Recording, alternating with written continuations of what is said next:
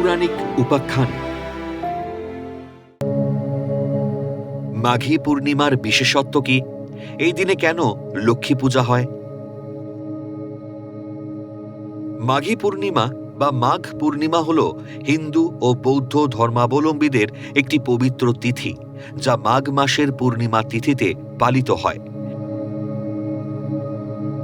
এই দিনে গঙ্গা স্নান, দান, জপ এবং ভগবান বিষ্ণু বা লক্ষ্মী নারায়ণের পুজো অত্যন্ত ফলদায়ক বলে মনে করা হয়, যা পুণ্য অর্জন এবং আত্মশুদ্ধিতে সাহায্য করে। বিশ্বাস করা হয় মাঘ মাসে দেবতারা মর্তলোকে গঙ্গা স্নানে আসেন। এই দিনে শ্রীকৃষ্ণ বা বিষ্ণুর সেবার বিশেষ গুরুত্ব রয়েছে।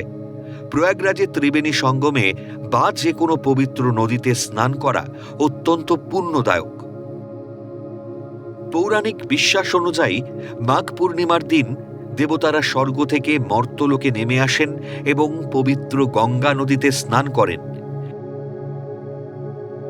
এই পবিত্র তিথিতে দেবী লক্ষ্মীও বিষ্ণুর সাথে মর্তলোকে আসেন। কথিত আছে ভগবান বিষ্ণু ও মা লক্ষ্মী একত্রে একমাত্র মাঘ মাসের পূর্ণিমা তিথিতেই মর্তলোকে আসেন। এই দিনে শ্রী বিষ্ণু ও মা লক্ষ্মীর আরাধনা করলে সংসারে ধন সম্পদ ও সুখ সমৃদ্ধি বৃদ্ধি পায়। শাস্ত্রীয় ব্যাখ্যায় বলা হয়েছে পূর্ণিমা তিথির সাথে দেবী লক্ষ্মীর গভীর সম্পর্ক রয়েছে। মাঘী পূর্ণিমায় চাঁদ তার 16 কলায় পূর্ণ থাকে, যা থেকে অমৃত বর্ষিত হয় বলে বিশ্বাস করা হয়।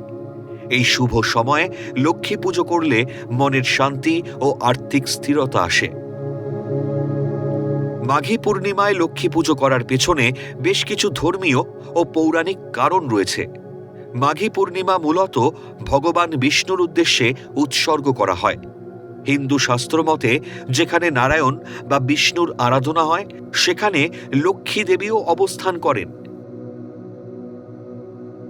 এই দিন বিষ্ণুর সাথে লক্ষ্মীর পূজা করলে তাদের বিশেষ কৃপা ও আশীর্বাদ পাওয়া যায়।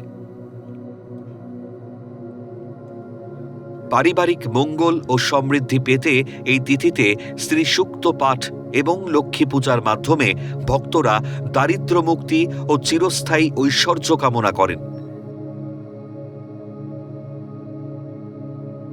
বৌদ্ধ ধর্মাবলম্বীদের কাছে এটি একটি স্মরণীয় দিন, কারণ এই তিথিতে গৌতম বুদ্ধ তার মহাপরিনির্বাণের কথা ঘোষণা করেছিলেন।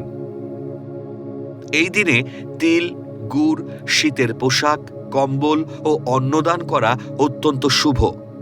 মাঘী পূর্ণিমার দিন ঝগড়া, অশান্তি বা কালো পোশাক পরা থেকে বিরত থাকার পরামর্শ দেওয়া হয়েছে শাস্ত্রে। মাঘী পূর্ণিমা হল হিন্দু ও বৌদ্ধ ধর্মাবলম্বীদের কাছে অত্যন্ত পবিত্র একটি দিন। হিন্দু শাস্ত্র মতে মাঘ মাসের এই পূর্ণিমা তিথিটি আধ্যাত্মিক ও ধর্মীয়ভাবে বিশেষ তাৎপর্যপূর্ণ।